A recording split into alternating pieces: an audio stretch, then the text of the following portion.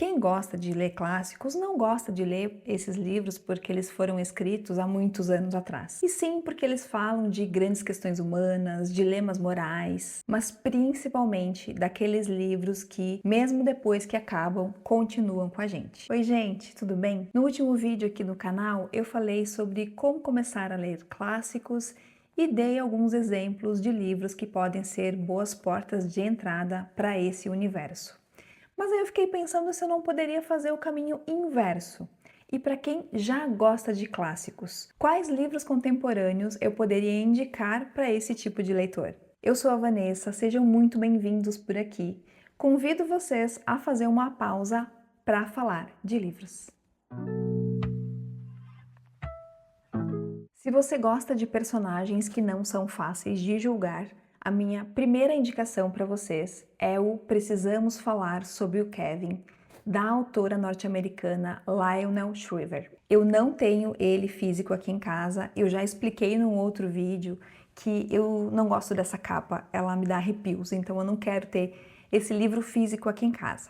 Aliás, por eu já ter falado desse livro em outros vídeos, eu até pensei em deixar ele de fora dessa lista, mas eu não consegui. Por quê? Ele é um livro que mexeu demais comigo. A história é contada pela Eva, a mãe do Kevin, um adolescente que entra numa escola e comete um ato impensável. Nós vamos conhecendo a relação entre mãe e filho através de cartas que a Eva escreve para o marido. Gente, esse livro ele mexeu demais comigo porque ele me deixou com mais perguntas do que respostas. Por exemplo, quem é responsável por aquilo em que um filho se transforma? Até onde que vai a influência dos pais? A Eva foi uma mãe ruim pelo Kevin ter feito o que fez? É um livro psicologicamente bastante desconfortável, porque ele não entrega nenhum personagem fácil de amar ou de odiar. E essa complexidade dos personagens é uma das coisas que eu mais gosto de ver nos clássicos, e que eu encontrei também nesse livro contemporâneo.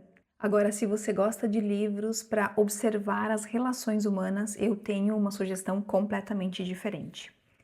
Da autora Jhumpa Lahiri, Intérprete de Males. Uma coletânea de contos que eu li nessa edição belíssima da Tag. O que me impressionou aqui nessas histórias é que em poucas palavras, poucas páginas, a autora consegue contar uma história que vai muito além do próprio conto. O primeiro conto aqui, inclusive, que se chama Uma Questão Temporária, é um dos que mais me impressionou.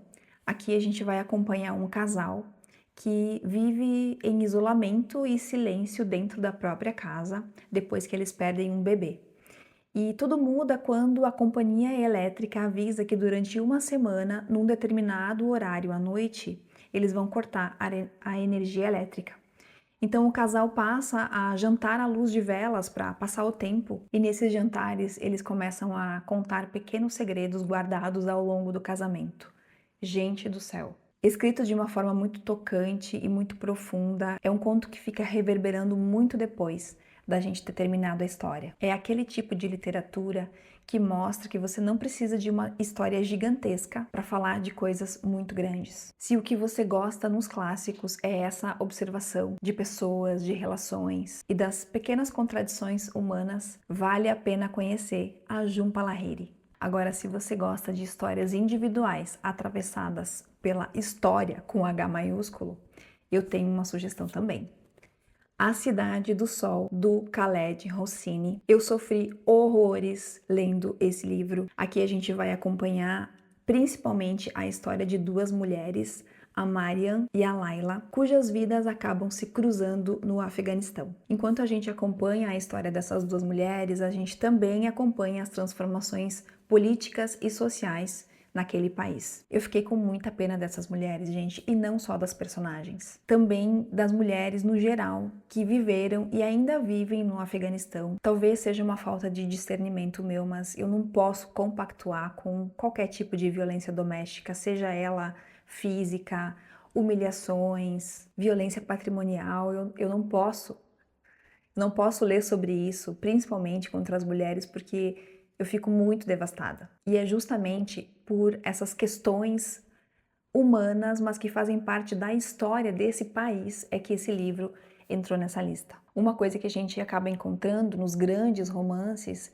é o indivíduo sendo atravessado pela própria história. Você acaba acompanhando uma família, um casamento, uma pessoa, mas o mundo ao redor está mudando e acaba interferindo naquela vida. A Cidade do Sol me entregou muito disso. Agora, se você é um leitor que gosta de livros que deixam grandes perguntas, esse daqui tem uma vantagem enorme.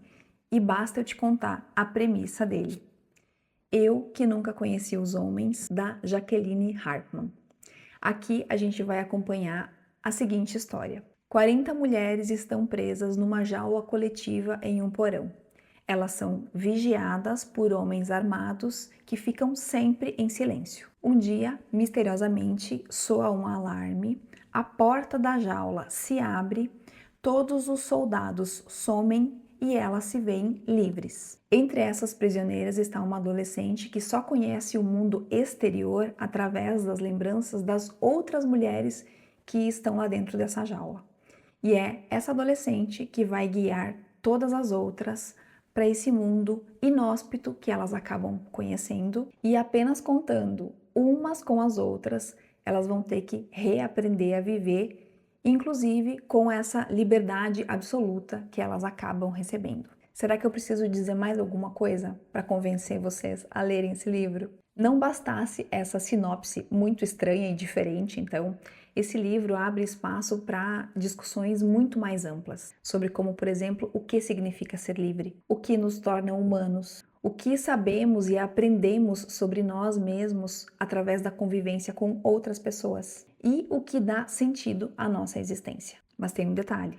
Não espere que o livro responda a todas essas perguntas, porque ele não vai responder. E talvez seja justamente por isso que ele fique tanto na nossa cabeça. Ele é um livro curto, estranho, bem diferente dos outros dessa lista e que vai te entregar muito mais perguntas do que respostas. E se para você a forma como a história é contada importa tanto quanto a própria história, eu tenho também uma indicação. Nesse caso, eu trouxe um livro nacional. Eu queria muito colocar um livro brasileiro nessa lista, mas não simplesmente por colocar. Aí eu lembrei desse e eu acho que é uma ótima indicação. O Peso do Pássaro Morto, da Aline Bay. Aqui nesse livro, a forma como a história é contada já é um pouco diferente. Você vê que tem algo acontecendo aqui. Aqui os espaços importam, cada capítulo, que é curto, tem um ritmo diferente. Aqui a gente vai acompanhar recortes da vida de uma mulher, nas idades em que estão aparecendo aqui na capa, e a gente acompanha então as perdas, os relacionamentos e os acontecimentos que permeiam essa vida. É uma leitura muito tocante e bastante triste também. Eu só tenho uma ressalva com relação a esse livro aqui. Por vezes eu sinto a mão da autora querendo provocar uma certa emoção no leitor, e quando eu percebo isso demais, isso acaba me incomodando. Mas isso não me impediu que o livro ficasse comigo, tanto que eu já reli ele. Eu acho muito interessante que essa lista termine justamente com um contemporâneo brasileiro, que mostra que a literatura também pode experimentar com a própria maneira de contar uma história. Esses então foram os 5 livros que eu escolhi. Cada um entrou aqui por um motivo diferente. E agora eu quero fazer uma pergunta para vocês. Se alguém dissesse, eu gosto muito de clássicos, mas eu quero conhecer uma história contemporânea, qual livro vocês indicariam? Eu quero muito ver quais livros vocês acrescentariam a essa lista, que aliás vai acrescentar a minha própria lista também. Eu vou ficando por aqui.